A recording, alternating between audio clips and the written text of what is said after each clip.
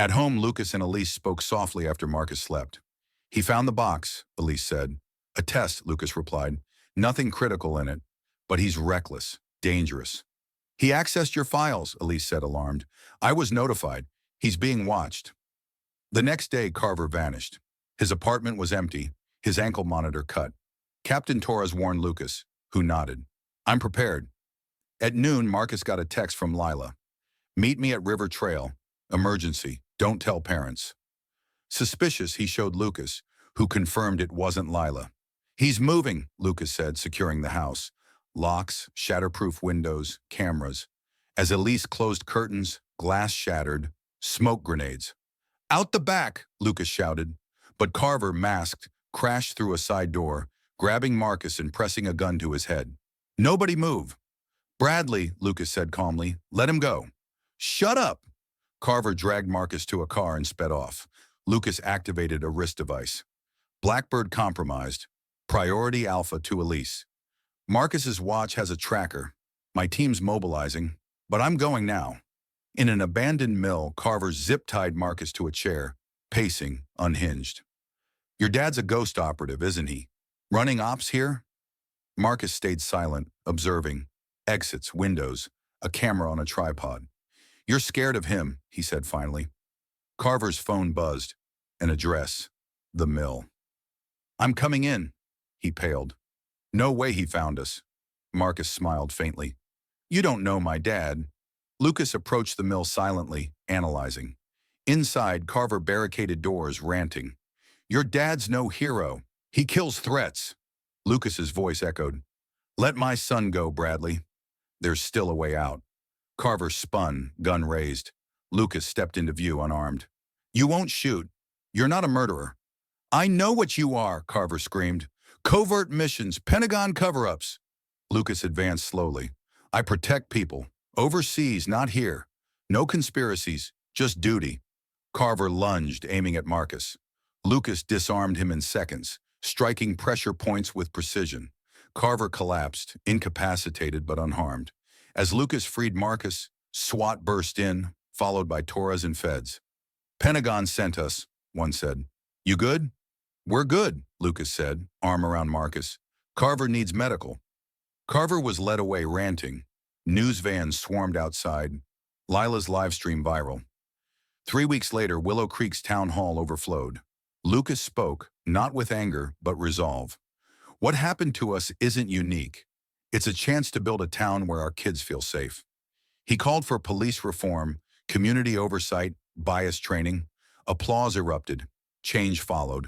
Torres became chief, new protocols were set, and Lucas opened the Harrison Leadership Center, teaching youth resilience and self-defense.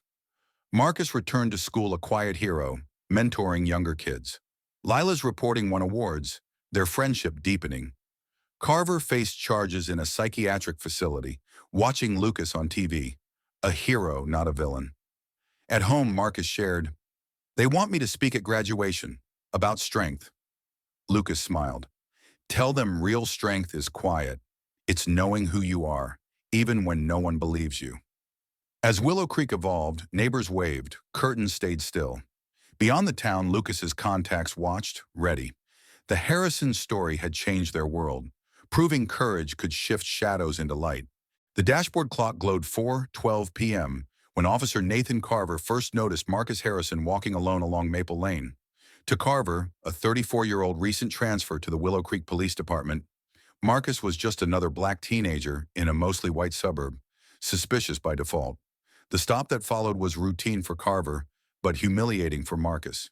When Marcus mentioned his father's elite military background, Carver laughed dismissively, unaware that his mockery would set off a chain of events that would unravel his career and reshape Willow Creek forever. 3 days later, as unmarked sedans began appearing in the neighborhood and Carver's database searches hit classified walls, the real game was already underway. Lucas Harrison was coming home, and Willow Creek would never be the same. The late afternoon sun warmed Marcus Harrison's shoulders as he walked home from Willow Creek High. At 16, Marcus had learned to navigate his suburb like a ghost, visible but unobtrusive. His earbuds pulsed with music, creating a shield against the world. In Willow Creek, a tidy town of manicured lawns and cul-de-sacs, blending in wasn't always easy for Marcus. The Harrisons had lived here for 8 years, but to some neighbors, they remained outsiders. As Marcus passed Mrs. Langley's house, her curtains flicked slightly. She always watched.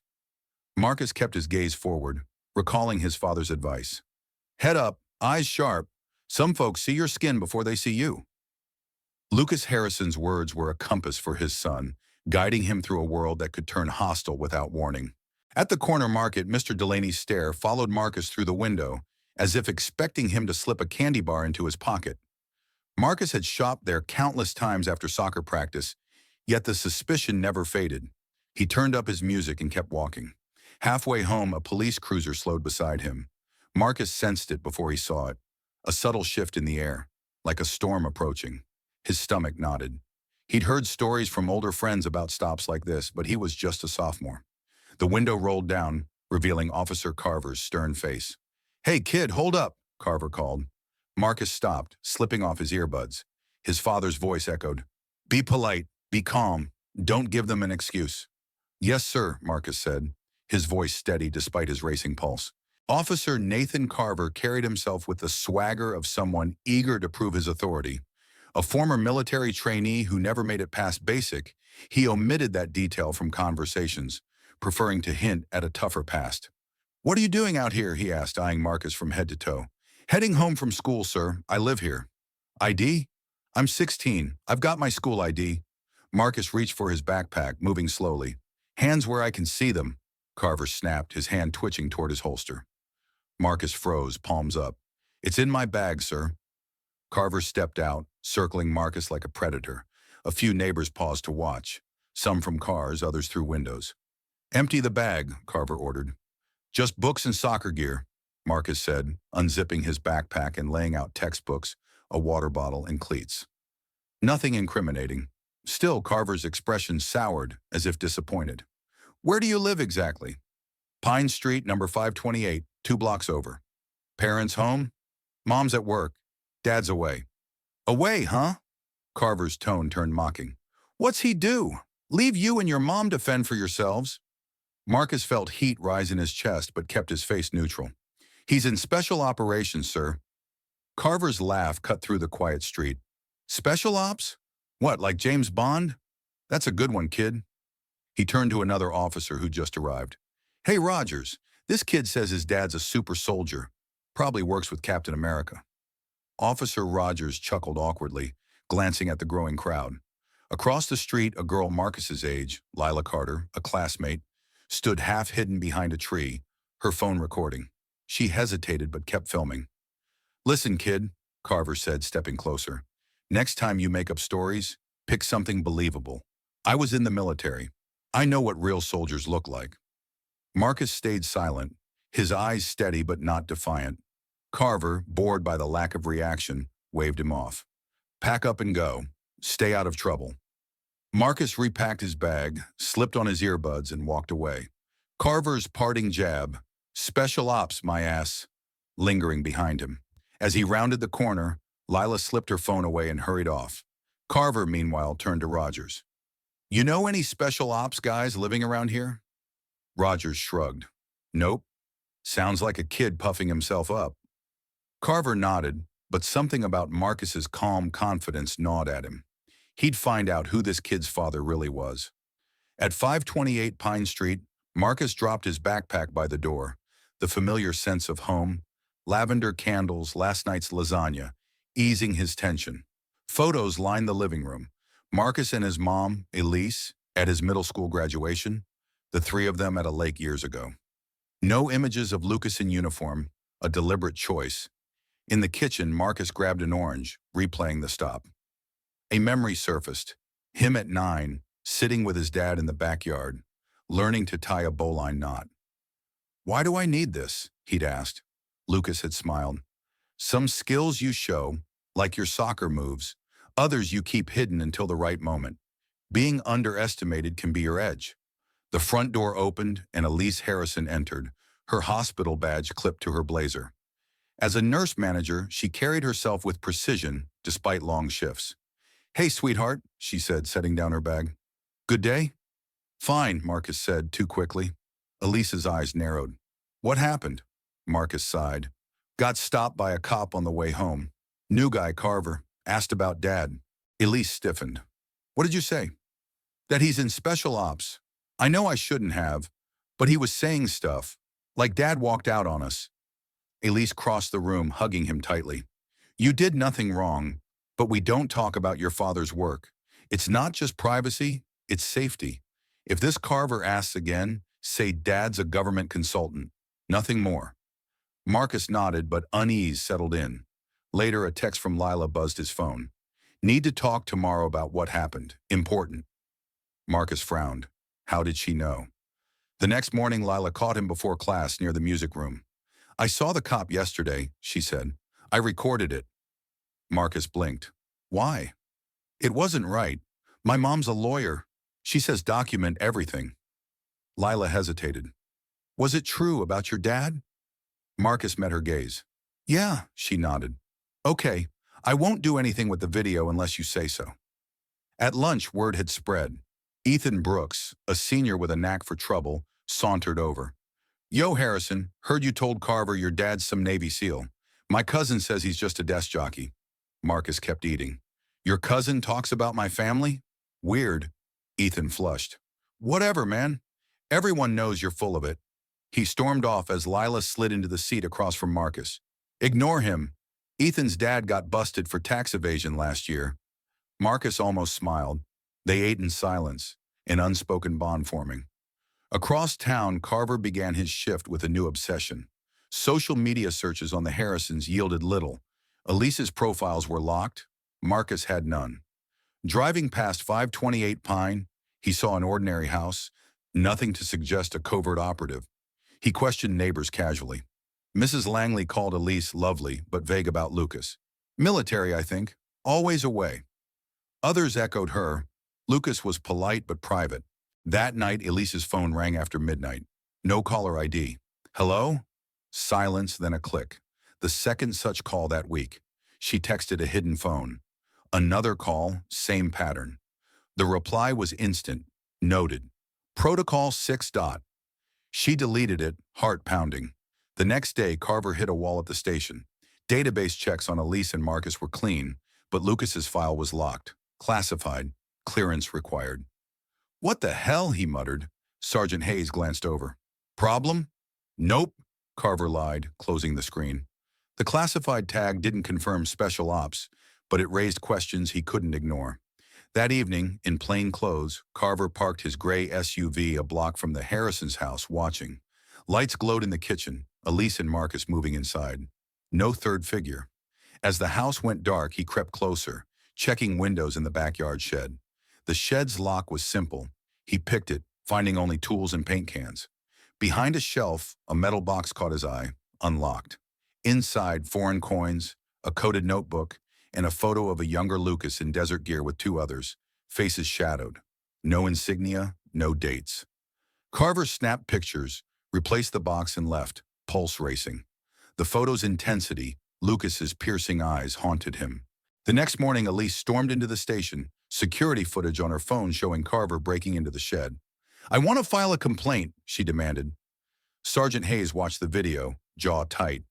This is Officer Nathan Carver, who's been harassing my son. Captain Torres emerged. Mrs. Harrison, we'll investigate fully. Please, let's take your statement. Elise left with a case number, but Torres's hesitation when she mentioned Lucas unsettled her. That night, her phone buzzed. Complaint filed. Flagged. Stand by. She deleted it, fear growing. Meanwhile, Lila dug deeper online, finding a redacted report mentioning a Harrison leading a covert extraction. A veterans forum hinted at silencer unit, a ghost team from classified missions. Her dad, a lawyer, warned her off. If Lucas Harrison is who you think, stay clear. Days passed quietly. Carver was reassigned to desk duty. Marcus walked home unstopped. But black sedans circled at night, noticed by neighbors. Whispers grew. Something was brewing. One evening, Marcus grabbed a soda at Delaney's Market and found Carver there, off duty, buying gum. Their eyes met in the mirror. Well, look who's here, Carver said loudly. Still spinning tales about your spy dad? Marcus paid silently, but Carver blocked his path. I dug into your father. Interesting stuff. I'm done listening, Marcus said, stepping around him, his father's calm stare mirrored in his eyes. The next day at the soccer field, cruisers pulled up. Carver strode out. Marcus Harrison, you're coming with us. Disturbance reported. You were involved. I've been here all game, Marcus said, ball in hand. Carver cuffed him anyway. Don't make this hard. Lila, watching, live-streamed it. Her dad saw it and called his network. At the station, Elise arrived, furious. Where's my son? Held for a disturbance, the desk officer said. What disturbance? He was playing soccer. Carver entered Marcus's holding room. Comfortable? Got a witness saying you started a fight? Marcus met his gaze. Are you charging me, or is this just harassment? Before Carver could answer, Torres burst in. Grayson, you're suspended. Turn in your badge. This kid goes home. There's something with the father, Carver protested. Lucas Harrison's not what he seems. Torres's eyes flickered. Back off, Nathan. You're in too deep. As they argued, a man entered the station. Average height, jeans, gray shirt. But his presence silenced the room. Lucas Harrison had arrived. Lucas moved with quiet authority, eyes scanning every detail. Elise saw him, relief breaking her tension. He approached the desk. I'm here for my son, Marcus Harrison. The officer stammered, ID, please. Lucas offered a military ID with red borders. The officer's demeanor shifted. One moment, sir. Torres appeared, recognizing the ID's weight from his own Army days. Mr. Harrison, a misunderstanding. Your son's being released, no charges. I'd like to see him, Lucas said, unyielding. Carver stepped forward. We're still processing. Stand down, Torres snapped. You're suspended. Lucas faced Carver, his gaze piercing. You've been asking about me. Breaking into my home. Harassing my son. Carver bristled. Just doing my job. Lucas handed Torres a document. Official, sealed. A request for all records of Officer Carver's actions against my family. Filed through channels, but here's a copy. Torres paled. Will comply fully. In the holding room, Marcus looked up as Lucas entered. His composure cracked briefly. Relief, pride. Dad. You okay? Lucas asked, gripping his shoulder. Yeah, let's go. Elise joined them, and the Harrisons left as a unit, dignity intact. Carver watched, fury simmering. This wasn't over. That night, Carver accessed a restricted database through a contact, finding Lucas's file. Active classified operative. Not retired, active. What the hell, he whispered. Why was a man like that in Willow Creek?